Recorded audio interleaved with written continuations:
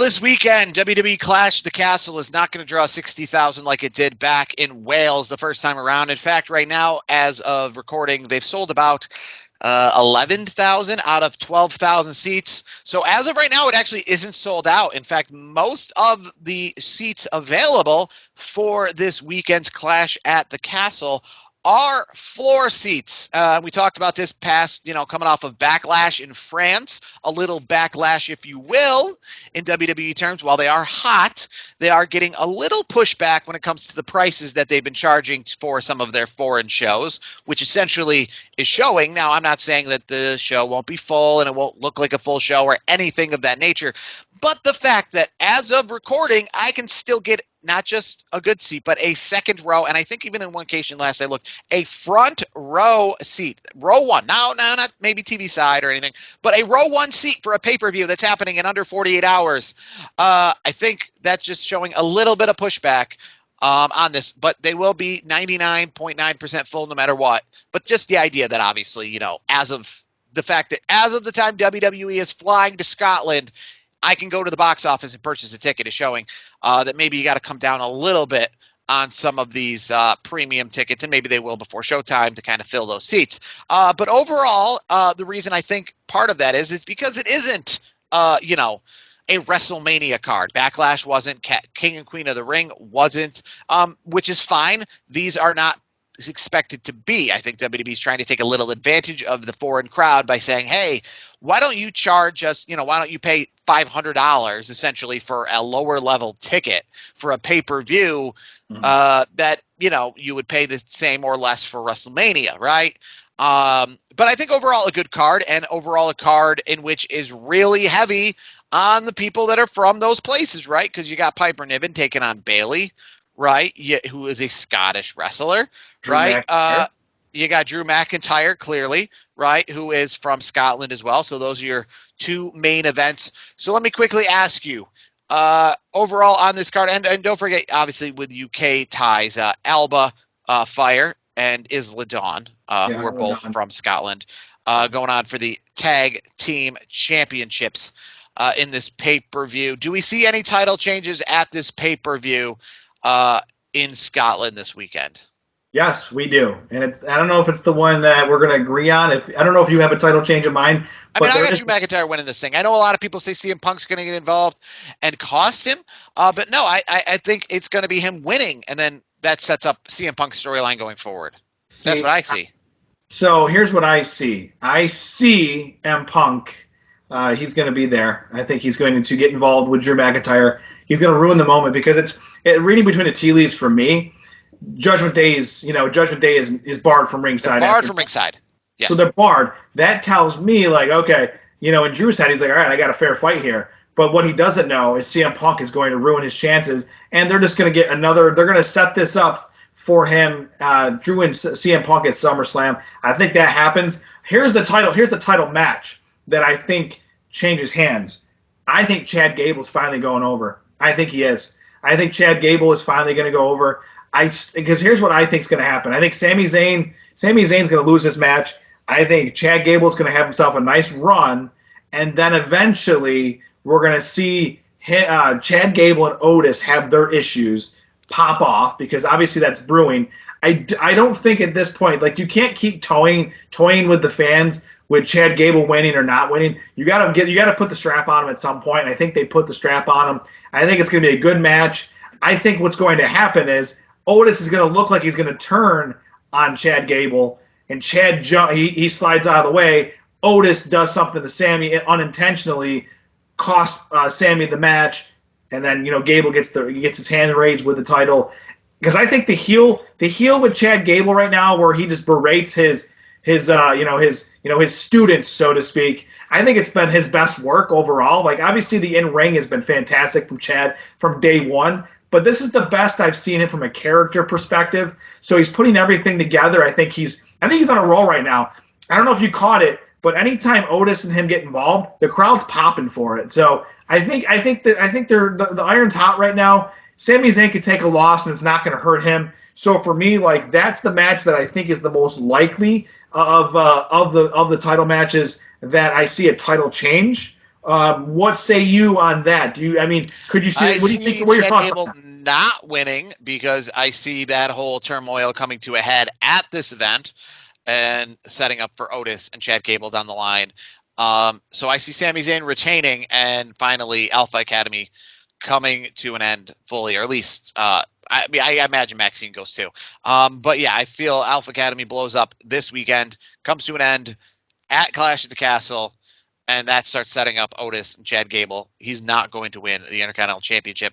I wonder, with Piper Niven. Piper Niven's, a lot like Nia Jax in the past, right? Where she's a formidable foe, but seems like that B-show contender, right? We saw her going off as Doudrop, against Becky Lynch at the Royal Rumble, kind of acting like maybe she could be the one to knock Becky Lynch off. She did not. Do you see them giving her any push, or is she just kind of filling the void here because she's from Scotland? And sure, why not? We need another match in this card. But do you see this essentially just being an easy win for Bayley?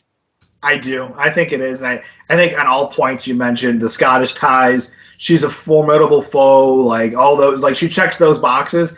I just think She's Natty at the end of the day. She's Natalia Hart. She gets yeah, exactly. She's always in the picture, but yeah, they're never actually going to run with her. No, and plus Bayley's earned it. Like she's worked her butt off the last since she's been back post knee injury. Like she's put in some of her best work, and I feel like a good lengthy title reign for her, I think, is a good thing. I think she's going to hold on to that strap for a while. Other match for the title. I don't see Bianca and Jade dropping the straps. Do you? No, because I think they give some pretty legitimacy to the tag team championships for the time being. So they're good to hold on to it because right now they're both. I mean, let's be fair. They're both main event talents, right? So giving that to some, Isla Dawn and Alba Fire or something like that, I don't think that does much for this. I think the fact that it gets people like in a short pay-per-view or a small card pay-per-view like this, it gets your main event Jades and Biancas on the card, right, as this tag team championship. It's like, back in the day, if you had like a world title match and you had an intercontinental title match, and then you might have like Rock and Sock Connection as a tag team championship match, right? Because you don't want Rock and Mankind not on the card, but they're not involved in those other main event matches. So you give them the tag team titles and that gets them on the card. And I think that's what that does here. It gets Bianca and Jade on cards that, right? Like, I don't think they lose the title here and then at the next pay-per-view or Bianca's not on the card because she's not a champion. We have this issue we've talked about before with the women's divisions in general. Getting the women on the card when they don't have championship belts. We don't really have a ton of examples of women's matches where there's nothing on the line. If Bianca's on the card, she's either challenging the champion or is the champion. So it's very difficult, to have these feuds where there's no championship. So getting Bianca and Jade on the card when they don't have a belt, well, it's just, for the most part, they don't really do it too much. This tag team championship match is probably not on the card if Bianca and Jade don't hold these belts. So yeah, I see them retaining. And, Cody and AJ, I think it's going to be a good match. It was a great match at Backlash. We saw it there. Question is how does this come to a close here? Does AJ say I quit? Does Cody say I quit? What do you think? I don't think Cody says it. I think AJ will say it. I think that's where it's going to go. Or is it going to tap? Maybe does that work in these situations? No, I think you have to say I quit. I think that's the end of it. I mean, here's the question that I'll ask you about this particular match. Because of AJ with his, Mark Henry style retirement thing, do you see the OC was there? The OC, his brothers, the Good Brothers, Gallows and Anderson. Do you see them getting involved in this match at all, or do you think they stay clear out of it and just let it be one-on-one? I think they stay. If they get involved, they're going to cost AJ. If they don't get it, I just don't see AJ winning, right? We see Cody winning. Maybe a next chance for him to lose this belt might be like SummerSlam, right? I don't foresee him. I mean, maybe he's going to go on a long run. I've been kind of wrong, but I just, especially too, where I think Drew's going to win the belt here at Clash at the Castle. I feel like Cody's obviously retaining, and I feel like if they get involved, they're only going to cost them. And I think maybe they do get involved because how are you going to cost them, right? How do you keep the ball rolling, the story going with AJ? I don't think he's going to disappear. A lot of big pay-per-views coming up. We need him involved. So I don't think he's going to disappear from the public eye here. So the only way, we're going to have him lose is getting, somebody, maybe, like I said, interfering and costing him, not helping him, right? Costing him. And I think that's where we see Chad Gable lose as well, right? Chad Gable, he doesn't want to look bad, so it's going to be people like Otis who essentially cost him, or like Chad Gable tries to get Otis involved, and ends up coming back. I see Chad winning. I think Chad's due. I think Chad's due for a title reign, a singles title reign, because obviously, he had, he was with Jason Jordan back in the day. He was a tag champion, so I want to see. I think he deserves a singles run as the Intercontinental Champion. Nothing against Sami Zayn, but I think at some point, I think Sammy's got to drop this belt, and I feel like he's got to get in pursuit for the bigger titles. I think he's due for that again. So I feel like that could be the next move after the whole Chad Gable thing blows off. There was something I wanted to circle back to with Bianca Belair and Jade Cargill. I want to get your thoughts on this because every time I see them tag up, like yes, they're like you mentioned, they're two main event players, but they're tagging up. Do you see it? There's got to be a point soon where something happens between the two of them, and does it happen at SummerSlam where they face off, or do you think they wait until next year's WrestleMania for them to have something where they're feuding against each other? Because it's coming at some point. Jade Cargill and Bianca Belair, like eventually they're gonna have a big match 1-on-1 against each other. Am I wrong? Yeah, I guess the issue is how many breakups are we having here, right? Are we having the OC and AJ breaking up on the same pay-per-view? We have Alpha Academy breaking up on the same pay-per-view. We have Bianca and Jade break up. Well, I'm not saying Jade and Bianca right now, but I want to get your thoughts. Like, it's got to come at some point, right? To be fair, I think that would be. I feel like it's Here's what I might think is a good option for this, to not necessarily break up. Jade wins the Royal Rumble.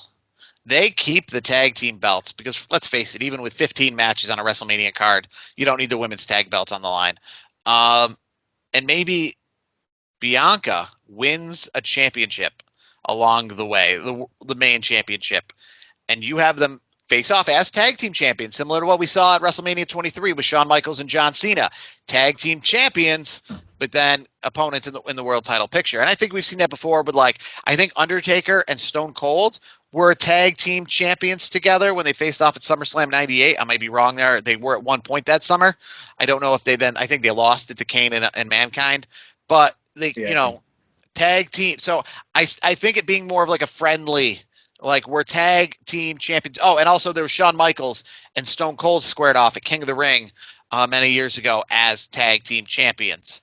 They faced off one-on-one. So to answer that question, so you don't see them, in your opinion, you don't think they're going to have. I see them facing off, but as tag team champions in that more friendly competition style. Okay, I'm not going to lie to you. I want some beef between those two. I want it because they're two alpha females. And I want to see two alpha females just throw bombs at each other and just put on a hell of a show because they are at the top of the business, whether it's males, females, they are just that good. So for me, I get what you're saying, and I don't think that's wrong. Me personally, I love just seeing two badasses go after each other in a hell of a match. It's funny that you say what you just said, because I'll end it with this. I've never seen this in professional wrestling before. I think it'd be unique. I don't see it happening here because I just thought of it, and it's kind of fluky and kind of weird. It just it's not a wow that's easy to see. But hey, what about this idea, this out of left field idea? When Alpha Academy does come to an end, there's some sort of scene backstage where there's a T-shirt. Or there's a thing they put on the locker room, like one of those monikers on the locker room that indicates, that this is where Alpha Academy hang out. And you see Chad Gable or Otis or one of them throw it in the garbage and say, well, Alpha Academy's no more. And then you see Jade and Bianca walk by, pick it up and go, that's a good name for our group, and walk away and become Alpha Academy. I've never seen that before where one team or one group It, like, ditches a hangs it off name, there. and then like another like throws their T-shirt in the garbage, like there goes the Judgment Day, and then like another group's like that'd be a good name for our team, the Judgment Day, and just takes it once they get rid of it. That'd be unique. I've never You seen know that who before. would do this, right? And he's kind of already in a different way. He's kind of done it. Is R-Truth could Our make truth, it work. yeah, yeah. I could see him like seeing the Rock and Sock Connection T-shirt or something and saying Rock and Sock Connection. I think we should be called that. I mean, And that's just like something R-Truth would definitely. I wouldn't put yes. it past R-Truth to do. So if WWE, if you're listening to this, R-Truth should totally do it. It'd be fun. We've seen like LOD 2000, and we've seen other groups like rebirth in those sense, like the new LOD or what some of the other ones I'm thinking of, like Fake Diesel, Fake Razor, like where other Yeah. people have adopted, those kind of continuations. But we've never seen a faction or a group just straight up that's completely unaffiliated. Like this isn't just like branch off members of Alpha Academy starting a new Alpha Academy 2.0 or something. This is just straight, completely different people just saying you're not going to use that name no more. We'll take it, and then adapting it and without any affiliation at all. I think that would just be unique, right? But hey, I don't see that happening because I just thought of it right now. I thought, it'd just be something different and something It's wild. It's crazy, but isn't professional wrestling kind of wild and crazy? So you never know.